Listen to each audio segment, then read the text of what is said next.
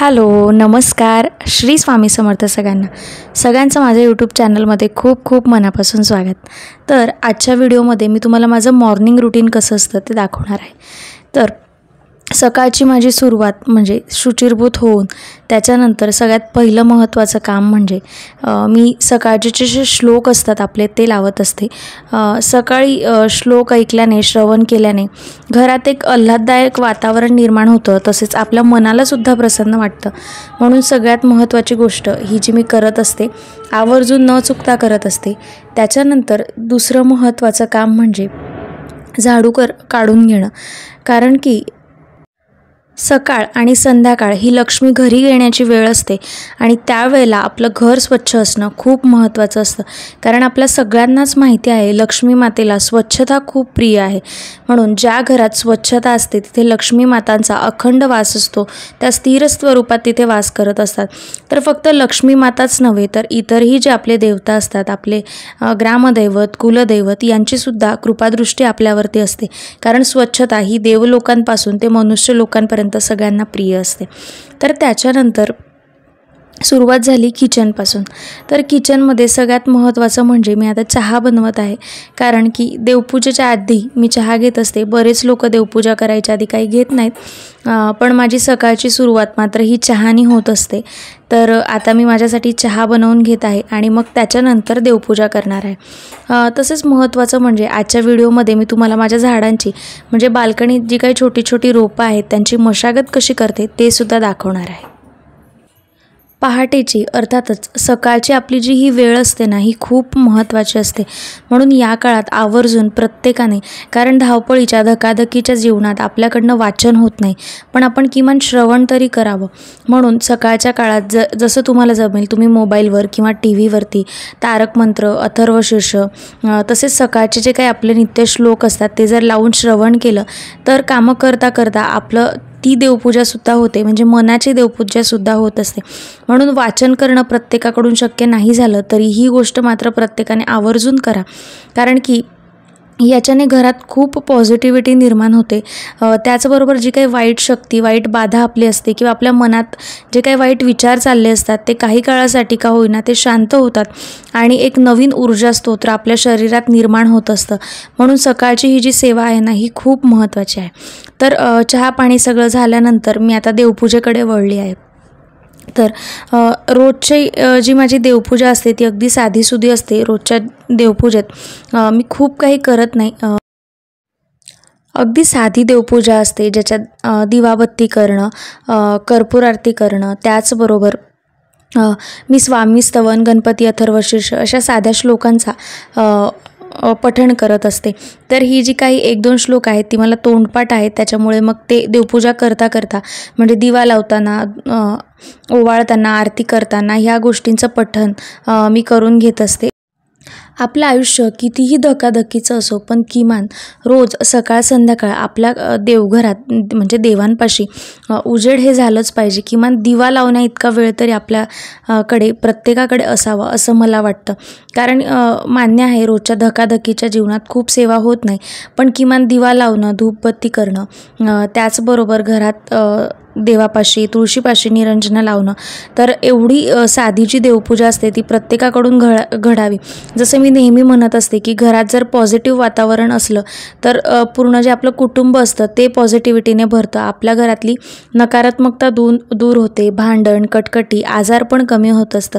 तर त्याच्यामुळे किमान दिवा लावणं ही क्रिया तरी आपण रोज करायला पाहिजे असं मला वाटतं.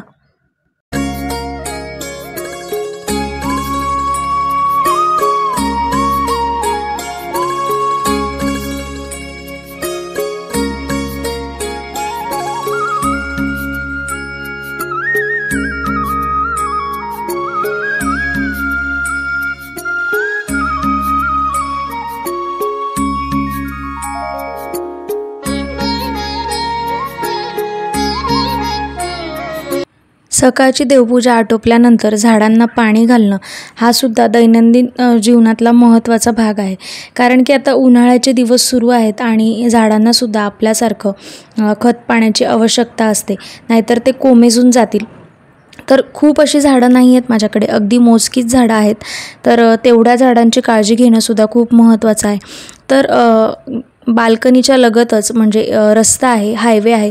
तर त्याच्यामुळे काय होतं की झाडांवर खूप धूळ बसते आणि मग एक एक पान हे असं साफ करायला लागतं. कारण की धूळ जर बसली आणि ती जर आपण रोजच्या रोज साफ नाही केली तर तो धुळीचा एक लेयर जमा होत असतो आणि त्याच्यामुळे झाडांची जी शाईन असते किंवा झाडांची जी वाढ असते तीसुद्धा कमी होते. तर त्याच्यामुळे हे सुद्धा रोज करावं लागतं. तर ज्यांच्या आजूबाजूला म्हणजे घराच्या आजूबाजूला धूळ वगैरे उडत नाही तर त्यांची झाडं किंवा रोपं फारशी खराब होत नसतील. पण रस्ता असला किंवा कडेने धूळ उडत असली तर झाडं मात्र रोजच्या रोजच खराब होतात. तर त्यांचीसुद्धा निगा घेणं तितकंच महत्त्वाचं आहे. आणि थोड्याफार प्रमाणात 2-4 रोपं का होईना पण किमान आपल्या घरात असावी. कारण त्याच्याने सुद्धा घरात एक छान आणि पॉझिटिव्ह वाटतं. कारण थोडंफार काहीतरी नवीन आपल्याला बघायला मिळतं. सकाळ झाल्यानंतर आपण थोडंसं झाडांना पाहिलं तर आपल्याला मनालासुद्धा ते प्रसन्न वाटतं.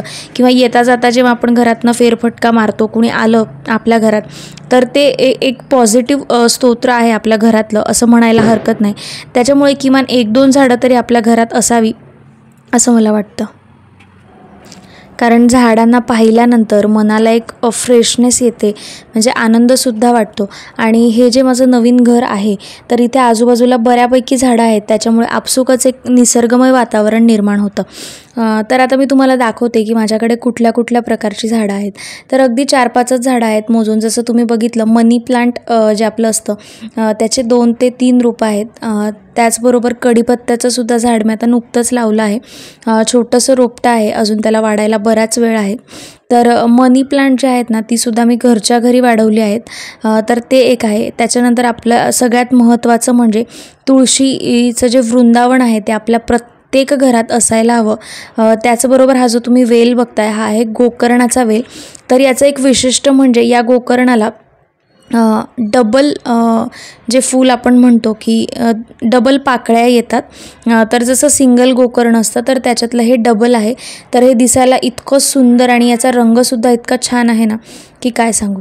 तर त्याच्यानंतर माझ्याकडे एक कुंडी रिकामी होती तर मला आहे ना तुळशीचं रोप लावायचं होतं. तर आज ते सुद्धा काम मी करून घेतलं. तुळशीच्या मंजुरा मी साठवून ठेवल्या होत्या बिया. तर आज ते रोपंसुद्धा मी रिकाम्या कुंडीत लावली. तर लवकरच नवीन रोपं आली की मग नवीन तुळशीचं जे झाड म्हणतो आपण ते मी लावणार आहे. झाडांची मशागत केल्यानंतर आणि देवपूजा झाल्यानंतर आता सगळ्यात महत्त्वाची गोष्ट म्हणजे आपलं जे स्वयंपाकघर असतं त्याची स्वच्छता. तर रोजच्या रोज मी जे किचन आहे ते स्वच्छ करून घेत असते. कारण की आपण रोजच्या रोज जर स्वच्छता नाही केली तर त्याच्यावरसुद्धा एक चिवट लेअर फॉर्म व्हायला सुरुवात होते आणि मग सगळंच त्याच्यावरसुद्धा धूळ बसते आणि कोपरा न कोपरा हळूहळू करता खराब व्हायला लागतो. तर हे सुद्धा जर आपण रोजच्या रोज करून घेतलं तर आपली कामंसुद्धा कमी होतात आणि आपल्या घरात जसं मी म्हटलं की पॉझिटिव्हिटी असते. आणि ह्या ज्या छोट्या छोट्या गोष्टी आपण बारकाईने जर केल्या तर आपसुकच आपल्या घरात एक चांगलं वातावरण निर्माण होत असतं.